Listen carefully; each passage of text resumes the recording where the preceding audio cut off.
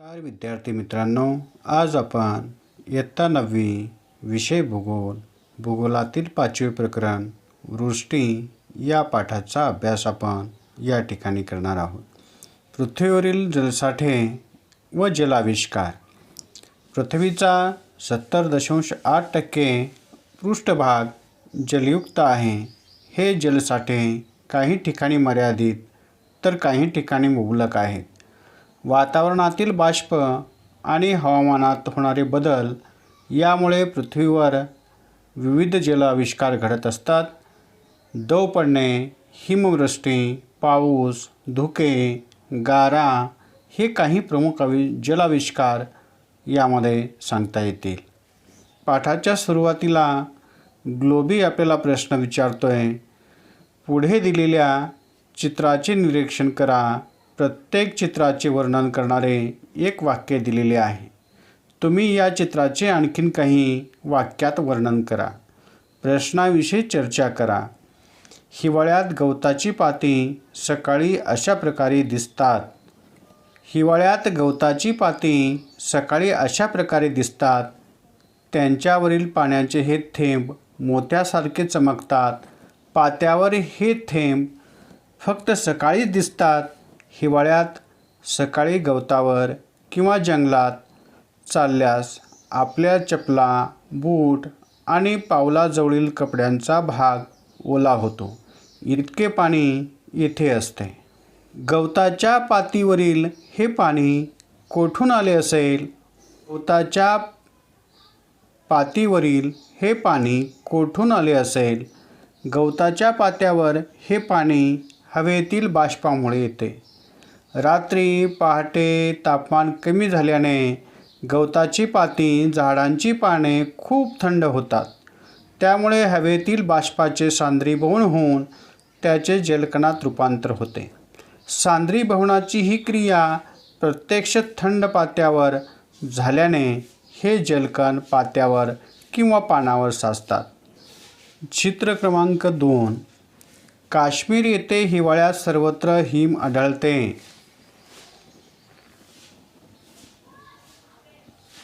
काश्मीर येथे हिवाळ्यात सर्वत्र हिम आढळते. ते झाडावर, इमारती, रस्ते, घर यावरही पडते. हिमवृष्टीमुळे सर्वत्र हिमाची पांढरी शुभ्र चादर पडल्यासारखे वाटते. हिमवृष्टीचा आनंद घ्यायला पर्यटक मुद्दाम ठरवून हिवाळ्यात काश्मीरला येतात. आपल्या परिसरात असे हिम का आढळत नाही? आपल्या परिसरात असे हिम आढळत नाही. हवेतील बाष्पाचे हिमकणात रूपांतर होण्यासाठी तापमान गोठणबिंदूच्या खाली जाणे गरजेचे असते. तरच संप्लवनाची क्रिया घडून बाष्पाचे थेट हिमकणात रूपांतर होऊ शकते. हिमवृष्टी होऊ शकते. मात्र आपल्या परिसरात म्हणजे आपण ज्या ठिकाणी राहतो महाराष्ट्रामध्ये हिवाळ्यात तापमान कमी झाले तरी ते गोठणबिंदूच्या खाली जात नाही. त्यामुळे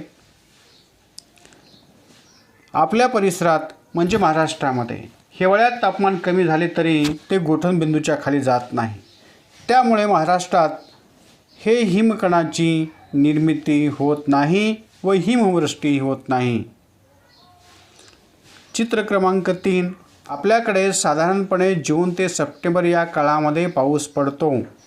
आपल्याकडे साधारणपणे जून ते सप्टेंबर या काळात पाऊस पडतो. हा पाऊस मोसमी किंवा मान्सून स्वरूपाचा असतो. भारतात सर्वाधिक पाऊस याच काळात पडतो, म्हणून यास पावसाळ्याचे दिवस असे म्हणतात. हा पाऊस भारतात सर्वदूर आणि खूप पडतो. पावसाचे थेंब कसे तयार होतात? पावसाचे थेंब कसे तयार होत असतील?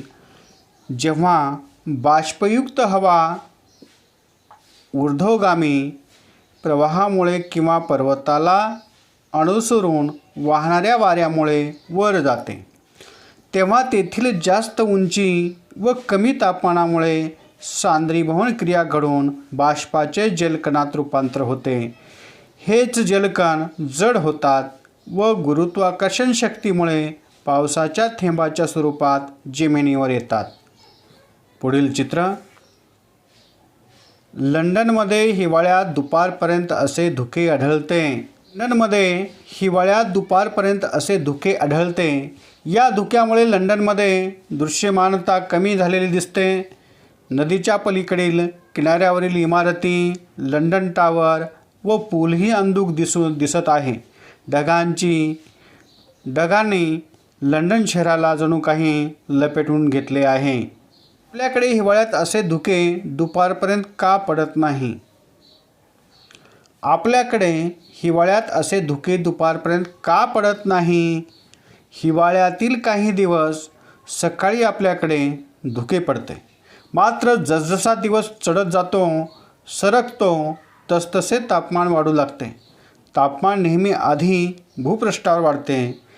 या वाढत्या तापमानामुळे सूक्ष्म जलकणाचे परत बाष्पात रूपांतर होते व दुपार होण्यापूर्वी धुके विरळ होऊन नाहीसे होते. त्यामुळे लंडनप्रमाणे आपल्याकडे दुपारपर्यंत धुके राहत नाही. पुढील चित्र. काही वेळा गारा पडून शेतातील पिके उद्ध्वस्त होतात. काही वेळा गारा पडून शेतातील पिके उद्ध्वस्त होतात. गारपिटीमुळे घरे, झाडे, वाहने, विजेची खांब, वीज वाहक तारा यांचेही नुकसान होते. गारपिटीमुळे गुरे, पक्षी यांनाही धोका असतो. गारपिटीमुळे शेतातील पिके साप झोडपून मोडून पडतात. त्यामुळे शेतकऱ्यांचे अतोनात नुकसान होते. संत्री, द्राक्ष, केळी यांच्या बागांचेही गारपिटीने नुकसान होते. गारा नेहमी का पडत नाहीत? गारा नेहमी का पडत नाहीत? गारांची निर्मिती होण्यासाठी हवेचे जोरदार ऊर्ध्व प्रवाह व्हावे लागतात. शिवाय बाष्पाचे प्रमाणही जास्त लागते. अशी परिस्थिती नेहमीच उद्भवत नाही. त्यामुळे गारा नेहमी पडत नाहीत. वृष्टीचे विविध रूपे. वृष्टीचे विविध रूपे पाऊस, गारा, धुके, दहिवर, हिम, दव. वृष्टी कशाला म्हणायचं? वृष्टी आकाशातून किंवा ढगातून जमिनीकडे पाण्याचा द्रवरूपात किंवा घनरूपात होणारा वर्षाव म्हणजे वृष्टी होय. वृष्टीचे पहिले रूप हिमवृष्टी. संप्लवन बाष्पाचे वायुरूपामध्ये म्हणजे वाफेचे थेट हिमकणामध्ये रूपांतर होणे. बाष्पाचे वायुरूपामध्ये थेट स्थायूरूपामध्ये रूपांतर होण्याच्या क्रियेला संप्लवन म्हणतात. हिमवृष्टीचे वैशिष्ट्ये. गोठणबिंदूच्या खाली हवेचे तापमान गेल्यास हवेतील बाष्पाचे संप्लवन प्रक्रियेमुळे थेट हिमकणात रूपांतर होते. पाण्याच्या अशा हिमकणरूपी वृष्टीला हिमवृष्टी म्हणतात. हिमवृष्टी ही नेहमी उच्च अक्षवृत्तीय प्रदेशात सर्वत्र समशीतोष्ण कटिबंधीय प्रदेशात समुद्रसपाटीपर्यंत आणि उष्णकटिबंधीय प्रदेशात समुद्रसपाटीपासून 5000 मीटरपेक्षा जास्त उंचीवर हिमरेषेवरील प्रदेशात हिमवृष्टी होते. हिम हे घनरूपात असल्याने ते पाण्याप्रमाणे वाहून न जाता त्याचे थरावर थर जमतात. हिमवृष्टीमुळे प्रदेशातील वाहतूक व संदेशवहन सेवा कोलमडते. हिम हे भुसभुशीत व अपारदर्शक असते. हिम वितळल्यावर त्यापासून त्या प्रदेशाला पाणी मिळते. हिमवृष्टीचा प्रदेशात लोकांना हिमदाह होऊ नये म्हणून सतत काळजी घ्यावी लागते. माहीत आहे का तुम्हाला हिम व बर्फ यामध्ये काय फरक आहे? हिम भुसभुशीत व अपारदर्शक असते. हिमाचे थरावर थर साचल्याने दाबामुळे एकसंध, भरीव व पारदर्शक बर्फ बनतो.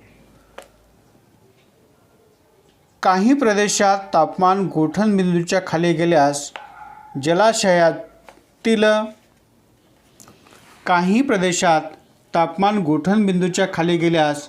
जलाशयावरील बर्फाचे थर तयार होतात. या बर्फाचा हिमवृष्टीशी संबंध नसतो. वृष्टीचे दुसरे रूप गारा. गाराची निर्मिती कशी होते? जास्त तापमान,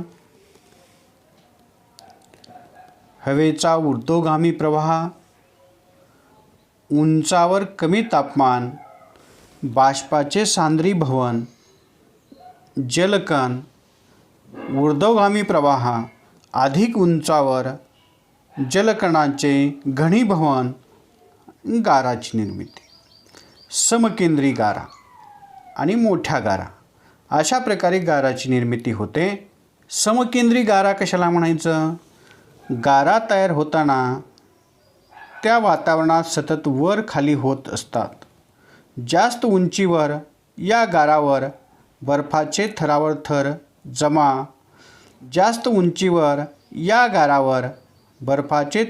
थर जमतात व गारा मोठ्या होत जाते.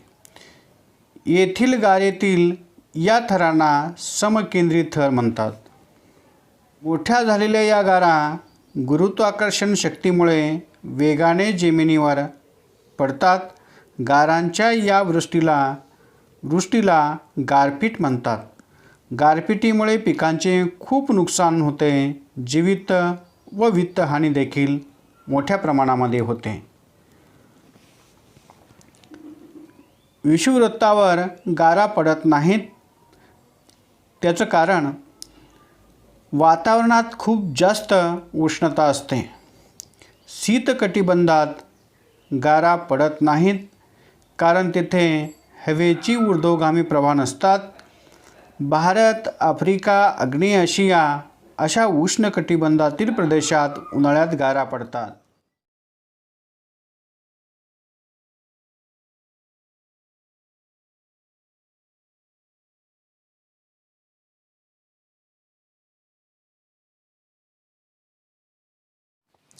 वृष्टीचे विविध रूपे. यामध्ये तिसरं रूप आहे पाऊस. त्याला पर्जन्य असं म्हणतो आपण. ग्लोबी प्रश्न विचारतोय, करून पहा. चला पाऊस पाडूया. पाऊस कसा पडतो पाहायचे आहे. चला पाऊस पाडूया. या प्रयोगासाठी लागणारे साहित्य: धातूचे झाकण असलेली काचेची भरणी, खिळा, हातोडी, गरम पाणी, बर्फाचे खडे, मूठभर खडी मीठ. धातूचे झाकण असलेली काचेची भरणी घ्या. या भरणीचे झाकण बाजूला काढा. या झाकणाला वरच्या बाजूस खिळा व हातोडीच्या साह्याने टोचे पाडा. टोचे पाडताना झाकणाला छिद्र पडणार नाहीत याची काळजी घ्या. भरणीमध्ये 1/3 भागापर्यंत वाफाळलेले पाणी, उकळलेले नको, वाफाळलेले पाणी भरा. आता काचेच्या भरणीवर टोचे पाडलेले झाकण घट्ट बसवा. भरणीतील पाण्याची वाफ बाहेर जाणार नाही याची दक्षता घ्या. भरणीच्या झाकणावर बर्फाचे तुकडे, मूठभर खडे मीठ व थोडेसे पाणी टाका. भरणीचे निरीक्षण करा. पावसाचा अनुभव घेण्यासाठी किमान 10 ते 15 मिनिटाचा काळ लागू शकतो, हे लक्षात ठेवा. भरणीतील गरम पाण्याची वाफ हलकी झाल्याने ऊर्ध्वगामी दिशेने जाते. भरणीला धातूचे झाकण घट्ट बसवल्याने पाण्याची वाफ भरणीच्या बाहेर जात नाही. भरणीच्या झाकणावर बर्फ ठेवल्यामुळे पाण्याच्या वाफेचे सांद्रीभवन होते. परिणामी वाफेतून तयार झालेले जलकण झाकणाच्या आतील बाजूस जमा होतात. धातूच्या झाकणावर केलेल्या टोचामुळे हे जलकण तेथे एकत्र येऊन थेंबाच्या रूपात खाली पडतात. पर्जन्यवृष्टीच्या वेळी अशा प्रकारची क्रिया वातावरणामध्ये मोठ्या प्रमाणामध्ये घडते. चला पाऊस पाडूया. हा प्रयोग आणि प्रत्यक्षात पडणारा पाऊस. पावसाचा प्रयोग आणि प्रत्यक्षात पडणारा पाऊस. उष्णतेमुळे वाफाळलेलं पाणी भरणीमध्ये टाकल्यामुळं या वाफाळलेल्या पाण्याची वाफ सूर्याच्या किरणामुळे समुद्राच्या पाण्याची झालेली वाफ बाष्पयुक्त हवा वर जाते. पाऊस पडतो. बाष्पयुक्त हवा वर जाते आणि पाऊस पडतो. उंचावर या ठिकाणी बर्फ, उंचावर हवेचे तापमान कमी असते म्हणून सांद्रीभवन होते, ढग तयार होतात, जलकण जड होतात आणि पाऊस पडतो. पावसाचे 3 प्रकार: आरोह किंवा अभिसरण पाऊस, प्रतिरोधक पाऊस, आवर्त पाऊस. पावसाचा पहिला प्रकार आरोह किंवा अभिसरण स्वरूपाचा पाऊस कसा पडतो? आरोह किंवा अभिसरण पाऊस विषुववृत्तीय प्रदेशात वर्षभर सूर्यकिरणे लंबरूप असतात, त्यामुळे तापमान जास्त असतं. या तापमानामुळे भूपृष्ठ तापते. बाष्पीभवन मोठ्या प्रमाणामध्ये होतं. बाष्पीभवन झालेली हलकी हवा वर जाते. उंचावर थंड हवा, थंड हवेचे बाष्पधारण क्षमता कमी असते, त्यामुळे सांद्रीभवनाची प्रक्रिया घडून येते आणि सांद्रीभवना घडल्यानंतर जलकणामध्ये त्याचं रूपांतर होतं आणि पाऊस पडतो. आरोह किंवा अभिसरण पाऊस भूपृष्ठ लवकर तापते. या गुणधर्मानुसार विषुववृत्तीय प्रदेशातील भूपृष्ठ दुपारपर्यंत खूपच तापते आणि अभिसरण क्रिया होऊन भूपृष्ठावर दुपारनंतर पाऊस पडतो. या तुलनेमध्ये समुद्रावर अभिसरण क्रिया दुपारपर्यंत सुरू होत नाही, कारण पाणी सावकाश तापते. पाणी आणि जमीन या तापण्याचे गुणधर्म भिन्न असल्यामुळे जमीन लवकर तापते, लवकर थंड होते. पाणी लवकर तापत नाही, लवकर थंड होत नाही. या तुलनेत समुद्रावर अभिसरण क्रिया दुपारपर्यंत सुरू होत नाही, कारण पाणी सावकाश तापते. त्यामुळे विषुववृत्तीय समुद्रावर दुपारी अभिसरण पाऊस पडत नाही.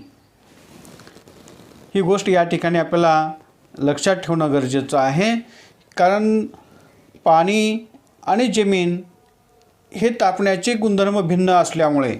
आरोह किंवा अभिसरण पावसाचे वैशिष्ट्य, ठळक वैशिष्ट्ये.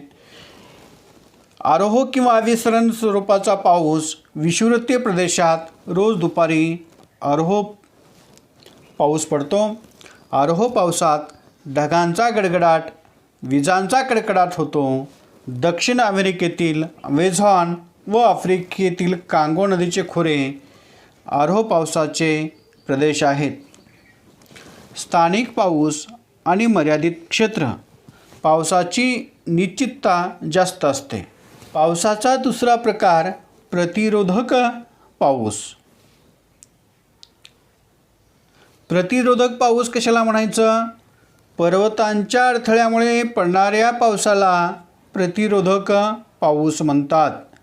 पर्वतांच्या अडथळ्यामुळे पडणाऱ्या पावसाला प्रतिरोधक पाऊस म्हणतात.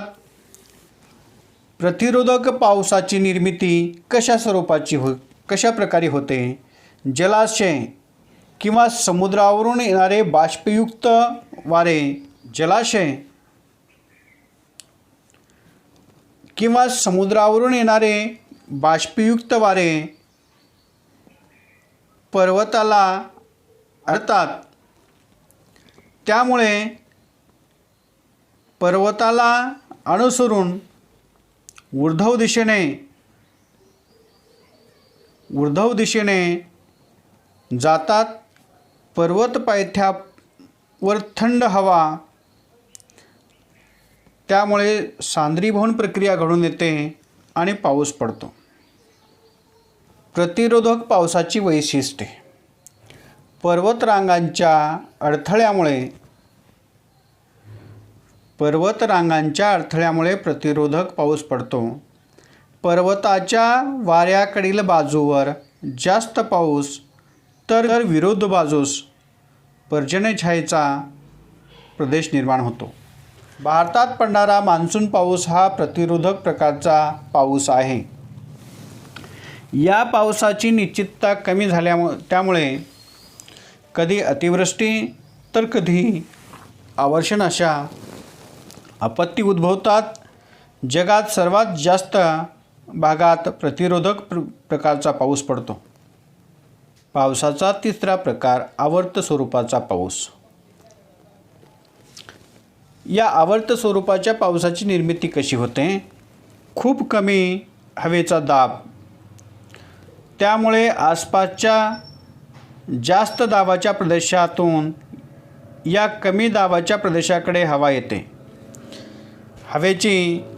हवा नेहमी जास्त वायुभाराकडून कमी वायुभाराकडे वाहत असते. ही हवा चक्राकार गतीने येते, त्यामुळे हवेची विशिष्ट रचना तयार होते. त्यास आवर्त पाऊस पडतो. चक्राकार गतीने येणाऱ्या या हवेमुळे आवर्ताला गती प्राप्त होते. तेव्हाच या चक्राकार गतीमुळे केंद्र भागातील हवा वर जाऊ लागते. ही हवा उंचीवर गेल्यावर कमी तापमानामुळे तिथे सांद्रीभवन होते व पाऊस पडतो. यास आवर्ताचा पाऊस म्हणतात. आवर्ताच्या पावसाची वैशिष्ट्ये. समशीतोष्ण कटिबंधात आवर्ताचा पाऊस जास्त पडतो आणि त्याचे क्षेत्रही विस्तीर्ण असते. उष्णकटिबंधातील आवर्ताचे क्षेत्र मर्यादित असते आणि तो पाऊस वादळी स्वरूपाचा असतो. या पर्जन्याची निश्चितता कमी असते, त्यामुळे अतिवृष्टी, पूर किंवा अवर्षण अशा आपत्ती उद्भवतात.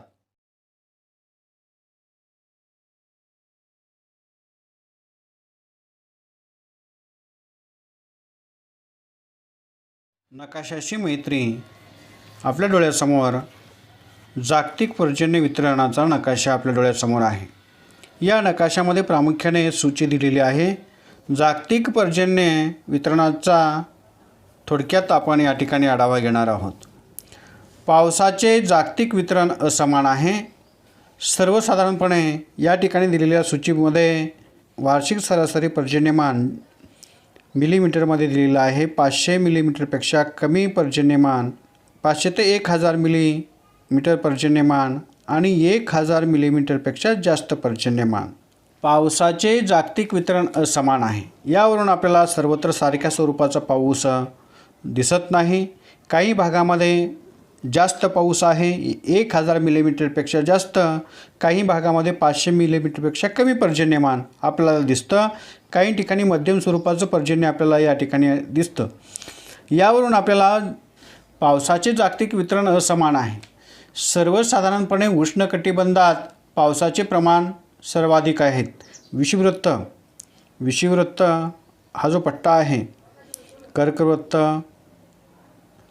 विषुववृत्ताच्या उत्तरेला हे जे कर्कवृत्त गेलेलं आहे आणि दक्षिणेला मकरवृत्त, 23°30' दक्षिण, 23°30' उत्तर या दरम्यान हा जो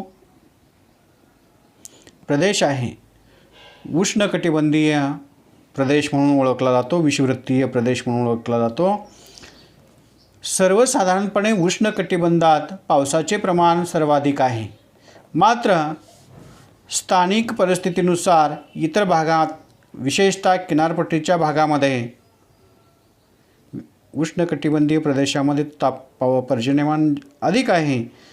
परंतु स्थानिक परिस्थितीनुसार इतर भागामध्ये, विशेषतः किनारपट्टीच्या भागामध्ये पर्जन्यमान, किनारपट्टीच्या भागात आणि व्यापारी वाऱ्याच्या टापूमध्ये जास्त पाऊस पडतो. जगात जास्त, मध्यम आणि कमी पावसाचे प्रदेश आढळतात. जास्त, मध्यम आणि कमी पावसाचे प्रदेश आढळतात.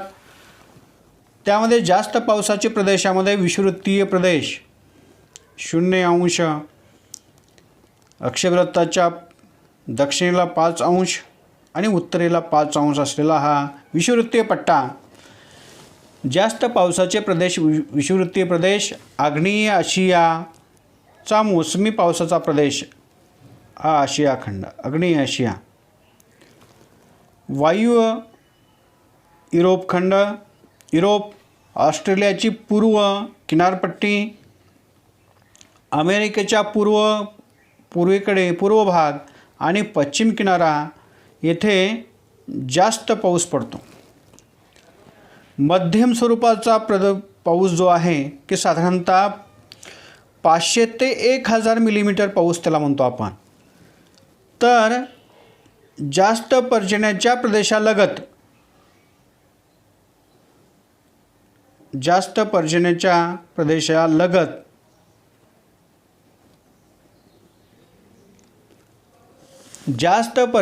प्रदेशालगत किनारपट्टीचे प्रदेश येथे मध्यम स्वरूपाचा पाऊस पडतो. कमी पावसाचा प्रदेश ध्रुवीय प्रदेश, वाळवंटी प्रदेश, खंडांतर्गत भाग येथे कमी पाऊस पडतो. या व्यतिरिक्त पर्जन्य वितरणाचे अन्य वैशिष्ट्ये आपल्याला सांगता येतील. चे प्रमाण जास्त आहे. ऑस्ट्रेलिया खंड दक्षिण गोलार्धात असून ऑस्ट्रेलियाची पूर्व किनारपट्टी व्यापारी वाऱ्याच्या टापूत येते. व्यापारी वाऱ्याच्या प्रभावामुळे उत्तर गोलार्धातील भूभागांच्या पश्चिम किनाऱ्यावरील जसा पाऊस पडतो त्याचप्रमाणे पाऊस दक्षिण गोलार्धात असल्याने ऑस्ट्रेलियाच्या पूर्व किनारपट्टीवर पाऊस पडतो.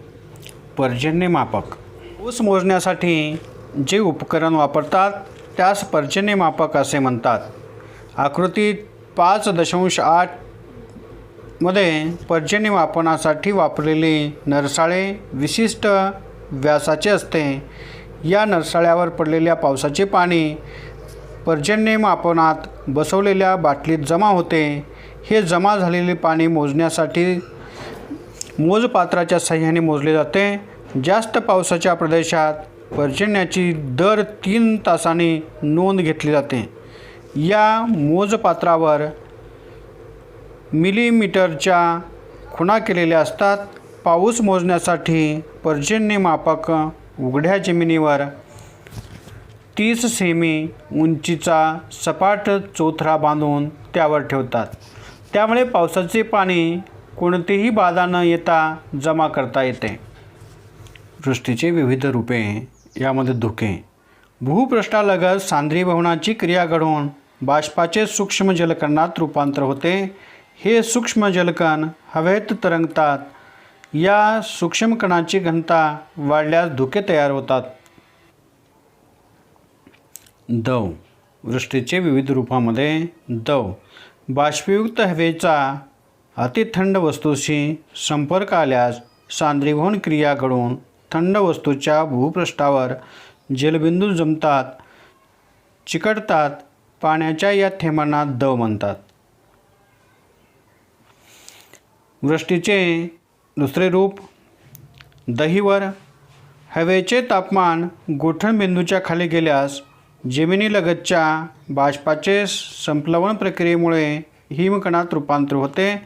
तसेच भूपृष्ठावर साचलेली दवही गोठते भूपृष्ठाजवळच्या या हिमकणास व गोठलेल्या दवास दहिवर म्हणतात.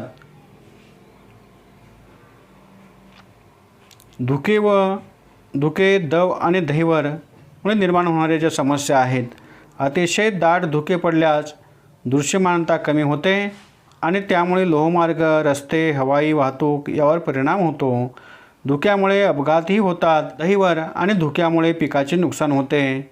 तसेच दव व धुक्यामुळे रोगराई पसरते. वृष्टीचे विविध परिणाम. पहिला परिणाम आहे वृष्टीमुळे पृथ्वीवर सर्वत्र जल, पाणी उपलब्ध होते. म्हणजेच वृष्टी हा पृथ्वीवरील पाण्याचा एकमेव स्रोत आहे. दुसरा परिणाम अतिवृष्टी तसेच कमी वृष्टी झाल्यास ते हानिकारक असते. वृष्टीचा तिसरा परिणाम अतिवृष्टीमुळे व महापूर येतात, म्हणजे ओला दुष्काळ पडतो, त्यामुळे जीवित व वित्तहानी होते. चौथा परिणाम कमी वृष्टीमुळे अवर्षण म्हणजे कोरड्या दुष्काळाची स्थिती उद्भवते. त्यामुळे अन्नधान्याची कमतरता जाणवते, शेतकऱ्याची स्थिती हलाखीची होते, अन्नधान्याची आयात करावी लागते आणि या सर्वांचा देशाच्या अर्थव्यवस्थेवर ताण पडतो. भारताची संपूर्ण अर्थव्यवस्था ही कृषीप्रधान असल्याने ती पर्यायाने पावसावर, वृष्टीवर अवलंबून आहे. योग्य वेळी योग्य पावसामुळे शेतीचे उत्पादन वाढते, तर अवकाळी पाऊस शेतीचे नुकसान करतो. भारतातील पाऊस अनियमित आहे. अतिशय दाट धुके पडल्यास दृश्यमानता कमी होते आणि त्यामुळे लोहमार्ग, रस्ते, हवाई वाहतूक यावर परिणाम होतो. धुक्यामुळे अपघात होतात. सातवा परिणाम दहीवर आणि धुक्यामुळे पिकांचे नुकसान होते, तसेच दव व धुक्यामुळे रोगराई पसरते. मात्र काही पिकासाठी दव उपयुक्त ठरतात.